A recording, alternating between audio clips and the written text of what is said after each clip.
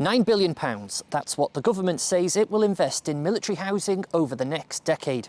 It's a huge figure, so what does it actually mean? And how have changes to service family accommodation, known as SFA, been received by personnel and their families since Labour came to power?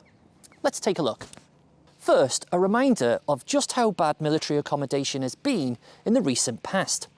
Just 2 years ago, barely a week went by without another story about poor standards in service family accommodation, mould, damp, broken boilers, or families living in homes judged unsafe. Since then, and particularly since Labour took office, improvements have started to show. SFA is now back in public ownership, and the MOD has announced several changes it says will make homes better. Some things are already in place. Pets are now allowed as standard, families can decorate more freely, and partners can run small businesses from home, all things that were previously restricted. And now we have this £9 billion announcement, a pot that's meant to do several things, though the government hasn't been very specific about how or where the money will actually be spent. So let's take a look at what the announcement says and what we think it means for military families. Firstly, and perhaps most importantly, the government says it will refurbish or improve almost all military homes, with the worst of the 47,000 properties prioritised first. Some of that work is already underway.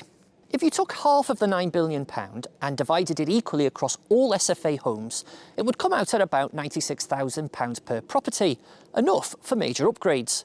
But to be clear, the MOD has not released any detail on exactly how much of the £9 billion will be spent on this refurbishment work.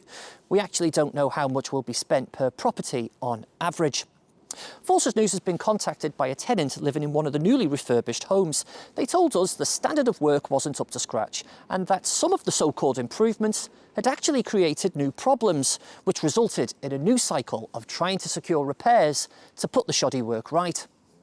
The £9 billion funding will also cover the cost of establishing the Defence Housing Service, essentially a national authority for military accommodation. It will oversee maintenance, property standards and complaints.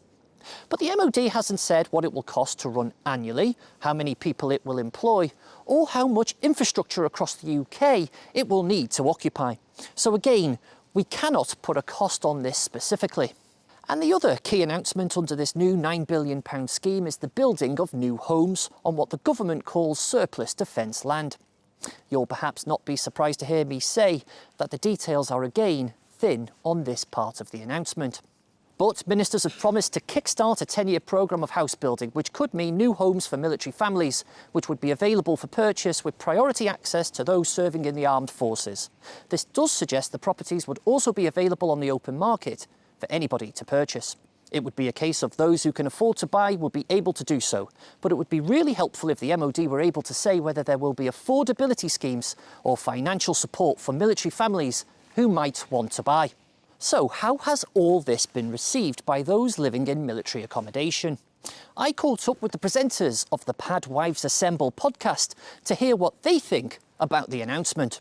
I'm kind of here, you know, it's a step in the right direction, and it's like, there is that hope, but there's also that I'm not going to trust it until I start seeing these changes. It would be nice for the families to know what it's going on. It doesn't have to be like, you know, point by point, everything like that, but it would be nice for it not to be as vague, so that people can have a better understanding of what, you know, the serving person may be receiving.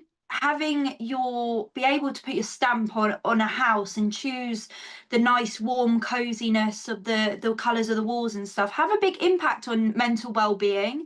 I try and remain positive about absolutely everything, and I try and have an outlook of, right, okay, this, you know, is this going to get actioned? I hope that it will, and I am optimistic as to whether it will. Again, same as Soph, until I see it, I'm going to remain impartial on it, because I think unless it's there in front of your eyes, then you don't believe it. All of this relates to SFA, so just a quick word on single living accommodation for those living in camp. The government says an urgent review is underway, but there are no commitments attached to that yet. So if you do live in the block, stay tuned for further announcements. So that's where things stand. £9 billion is a substantial sum, and while a lot of detail is still missing, the general direction is clear. Upgrades to most SFA homes, a new defence housing service, and a house building programme likely to include priority access for forces families and veterans who can afford to buy. But will it be enough? Will the housing problems of the recent past finally be fixed?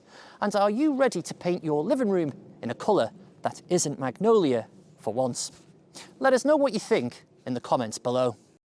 Thanks for watching. For more from BFBS Forces News, like and subscribe to our channel.